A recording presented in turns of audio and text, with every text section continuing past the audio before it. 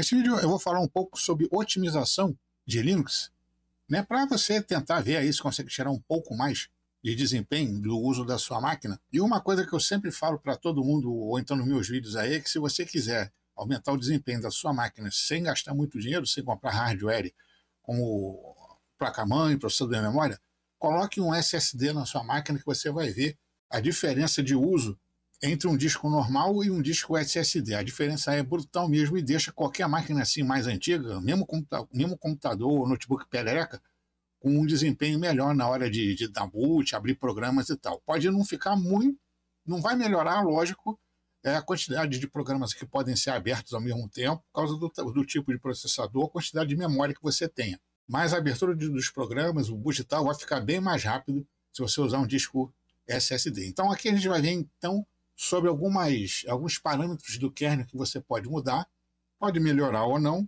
e também sobre um programa maneirinho aí para você fazer, é como se fosse um clean sweep de Windows e msconfig do Windows e outros programas aí para fazer desinstalação de programas e tal, tudo num só aí, mais para o final do vídeo. Então primeiro vamos começar então com a parte de memória. Então a gente vai vir aqui, na verdade, eu vou falar inicialmente aqui sobre o sistema de arquivos. Essa máquina aqui, ela tá instalada em cima do Fedora 39. Eu fiz um vídeo, o outro vídeo anterior a esse era com o Fedora 38 e de sacanagem no mesmo dia saiu a versão nova, mas pelo menos serviu para eu ter um parâmetro aqui sobre o sistema de arquivos. No 38, no Fedora 38 e no 39, a instalação padrão, ele te empurra o BTRFS, que é um sistema de arquivos aí mais atual, né, com mais recursos de confiança, quando você desliga a máquina de repente, de auto-reparo no sistema de arquivos. É possível também fazer snapshot de sua instalação do Linux aí para você reverter para um ponto anterior aí que você queira, sem usar programa de terceiros. Mas ele usa um recurso de compactação que hoje em dia, com os programas, com os HDs grandes que a gente tem por aí, não faz muito sentido. E esse tipo de compactação, né, ele meio que usa também recursos do sistema, que, por exemplo, a gente vai vir aqui. Então, esse daqui é o arquivo. Está aqui, ó. Nesse disco aqui, nesse mesmo disco de 500 GB, né? Ele iniciou em 1 minuto e 50 segundos com o arquivo do BTRFS. E nesse mesmo disco, com o ST4, levou só 1 minuto e 3 segundos. 50 segundos, 1 minuto e alguma coisa, então é quase 70%, 80% mais rápido do que é o BTRFS. Eu já tinha feito outras utilizações com o BTRFS no Arch Linux e tal, e a situação é a mesma. O boot é sempre mais lento, na abertura de programas também e tal, mas você não sente muito isso se for usar em disco SSD, mas ainda assim, em um disco SSD, o boot também consegue ser, e a abertura de programas consegue ser mais lento do que no BTRFS. Mas, se há uma tendência, não se pode fazer muito. É igual o Pulse Audio. O Pipewire está tomando conta aí das distribuições aí, e quem gosta do Pulse Audio, mais cedo ou mais tarde, vai ficar fora desse esquema aí de uso do Pulse Audio, que ele é bem mais flexível do que o Pipewire. Pelo menos na minha opinião, e é o que eu gosto de usar. Dito isso, vamos então para a parte de memória. Então, você pode ver aí com o comando free-h como anda a distribuição de memória aí da sua máquina. Então, você tem aqui o total, o used, que é o real mesmo de uso de você está tendo a sua memória. Você tem o free, que é a quantidade de memória que não está sendo usada no sistema, está livrona, sem nada lá dentro. Você tem o shared, e se tem esse buffer cache aí, que o pessoal fica meio bolado aí. Eu falei, porra, se o buffer cache está sendo usado, por que ele não está sendo contado como memória usada também? Esse tipo de memória aqui, ele é usado para o sistema de arquivos em memória, né, que o buffer cache ele armazena. Na verdade, ele é dividido entre o cache de metadados de arquivos, né, do sistema de arquivos da máquina, e o cache de páginas de aplicativos que estão em uso no seu sistema. Então, esse buffer cache ele não conta como memória usada porque ela é plenamente substituível à medida que você precisa de mais memória RAM. Então tem um parâmetro no kernel que controla essa prioridade entre o, por assim dizer, o cache de arquivos e o cache de páginas de aplicativos, que no caso, esse aqui é Swapness, esse aqui é o Free, esse aqui é que é esse aqui. É o VM VFS Cache Presso. O valor padrão dele é 100. Então, esse valor de 100, ele meio que dá uma prioridade de 50% entre o cache de, por assim dizer, o cache de arquivos e o cache de páginas de aplicativos. E se você der prioridade para um, você tira a prioridade do outro. Então, no caso de você precisar, se você trabalha com muita leitura de arquivo e aquela coisa toda, e conversão de vídeo, move arquivo para lá, move arquivo para cá, pode ser interessante você botar o valor desse VS Cache Pressure para um valor assim menor que 100. Então você vai priorizar o uso do cache de arquivos em detrimento dos aplicativos. Ou se você tem muitos programas pesados ou programas que você vive abrindo ao mesmo tempo aí na máquina, você pode priorizar então a página de arquivos, né? Aumentando de 100 para 150, 200 aí para você ter maior prioridade. Então, repetindo como é que funciona isso. Então, a prioridade que é dada por esse VS Cache aqui é conforme a sua memória RAM vai sendo, mais memória RAM vai sendo pedida, quando ela começar a ficar assim, perigosamente, por assim dizer, né? Fora do... Cadê? Swapness? Aqui. Conforme ela vai sendo usada, então o buffer cache ele vai sendo esvaziado, mas dependendo da prioridade que foi dada, por assim dizer, prioridade, né? O sistema ele vai liberar ou o cache de arquivos ou o cache de páginas dos aplicativos, porque isso aqui, tanto o cache de aplicativos quanto o de arquivos, eles são mais lentos de ser acessados se precisarem ser acessados a partir do disco rígido. Então, parte desses acessos eles ficam em memória para facilitar, então, a rapidez e a recuperação dos dados aí, para aumentar também a responsividade do sistema. E você pode inserir esse uso essa prioridade, né? Nesse arquivo, etc., sysctl.conf, e aqui você coloca o padrão VM VFS Cache Pressure para 50, porque o valor dele padrão é 100. Então, 50, nessa máquina aqui, eu estou priorizando o uso de arquivos, já que eu trabalho também muito com arquivos no meu dia a dia aí.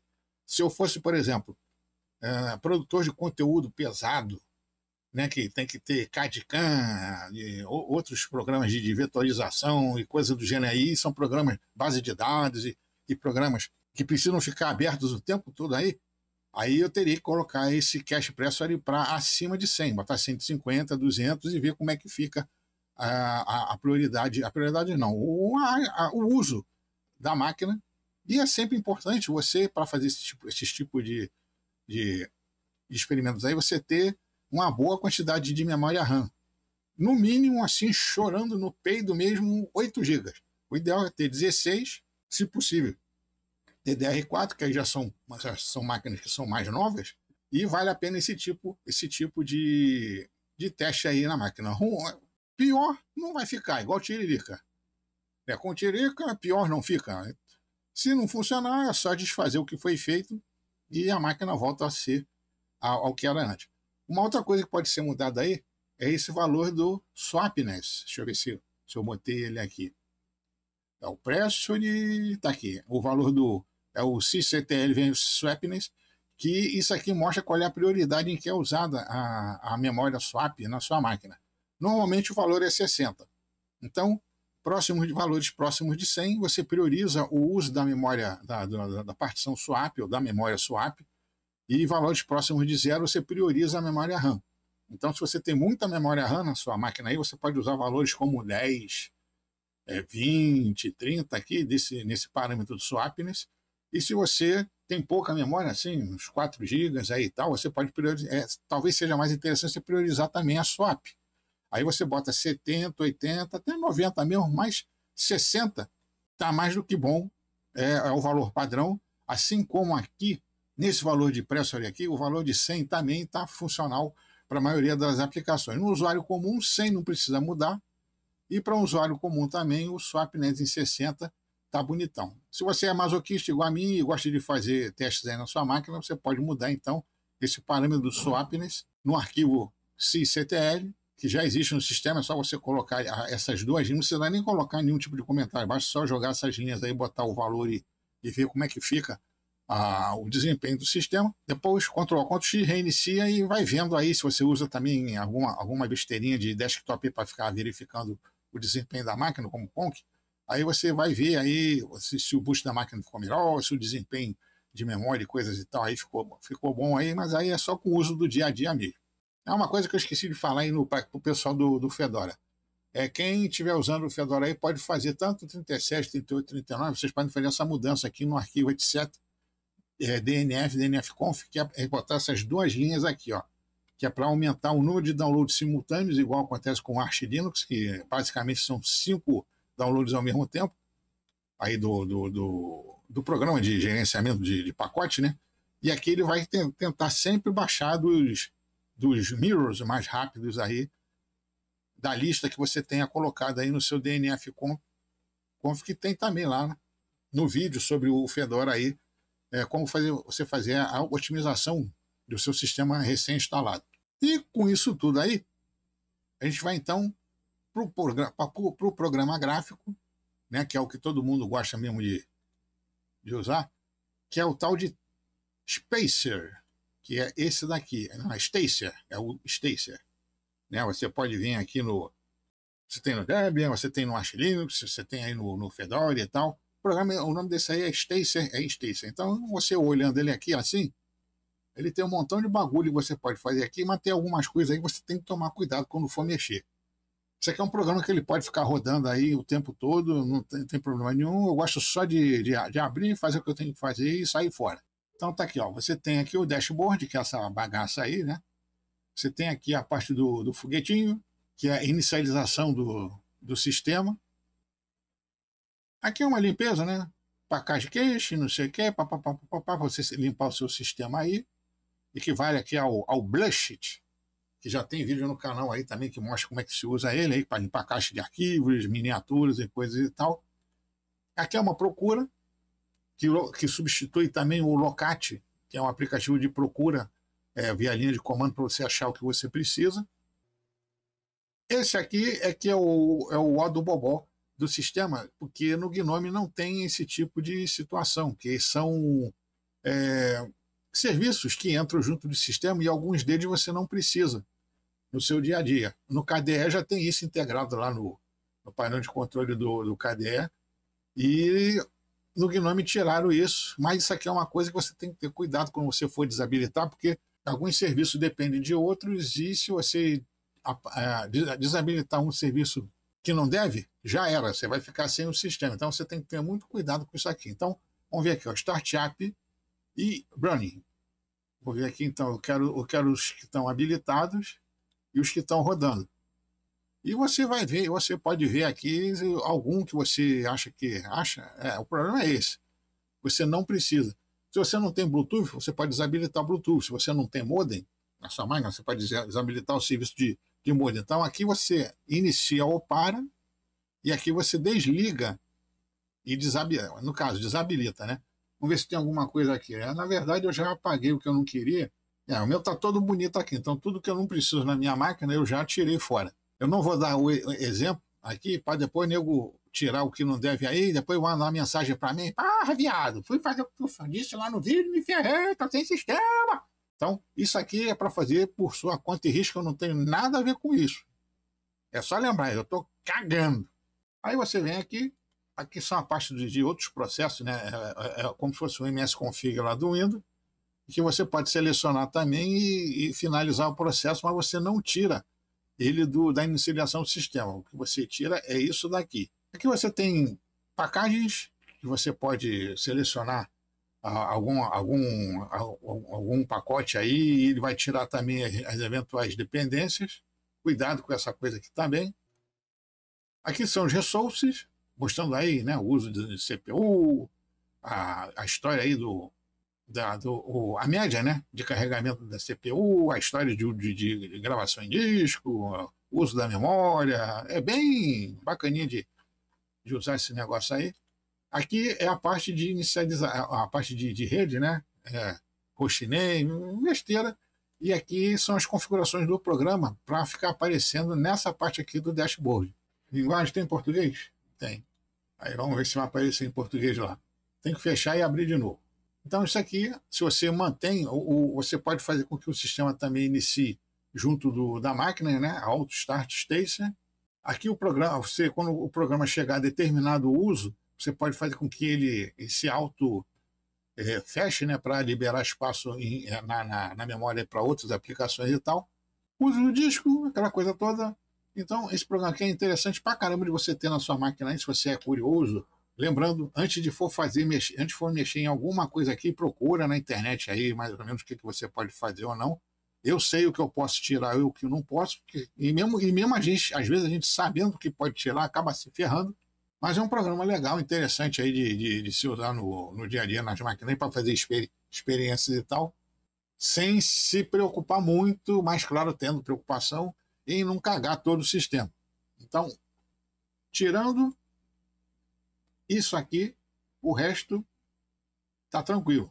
Na verdade, tirando esse e esse aqui, o resto está tranquilo. Então, cuidado na hora de for, entre aspas, otimizar o seu sistema usando essas partes aí, porque esses sistemas, isso aqui, quando ele está habilitado para iniciar junto da máquina e está rodando, ele está tirando também tempo de boot da sua máquina, recursos de memória, e alguns desses programas aí que os desenvolvedores da disposição Linux não sabem no que vai ser usado o sistema deles. Então, tem milhões de máquinas aí no mundo, milhões e bilhões de máquinas no mundo aí com vários tipos de uso, então os caras não são adivinhos.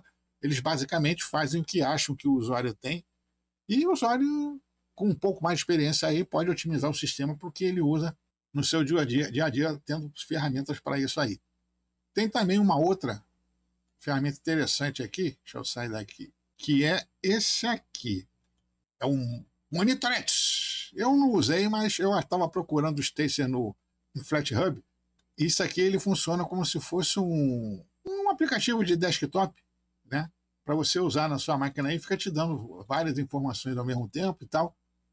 Mas eu prefiro, se a questão é economizar recursos da máquina, eu prefiro o velho Conk da vida aí, que vai me dar as mesmas funcionalidades, ou quase, né? Não tão bonitas quanto seria nessa parte gráfica aqui do programa, mas me dá basicamente as mesmas informações que eu preciso para mim ver, para mim, né? Para que eu possa ver como é que está o uso da minha máquina, tamanho da RAM, usa swap, né? Para saber se as alterações que eu faço no sistema estão funcionando ou não e tal. E é esse aí o nosso vídeo sobre otimização do Linux. Isso aí pode ser testado no GNOME, no KDE, em outras distribuições aí. Por isso que eu não fiz uma específica para GNOME ainda. E já sabe qual é a recomendação, né? Se você gostou ou não gostou, não assina o canal, não divulgue nas redes sociais, não dê joinha, não comente. Se comentar, fale mal. Não peide, não fuma, não foge, não sai de cima. Vai andar de bicicleta, porra, aqui, que é melhor. E se você gostou ou não, eu tô cagando aí para a escolha. E depois a gente volta com outro vídeo maneiro aí sobre qualquer coisa. Então, valeu.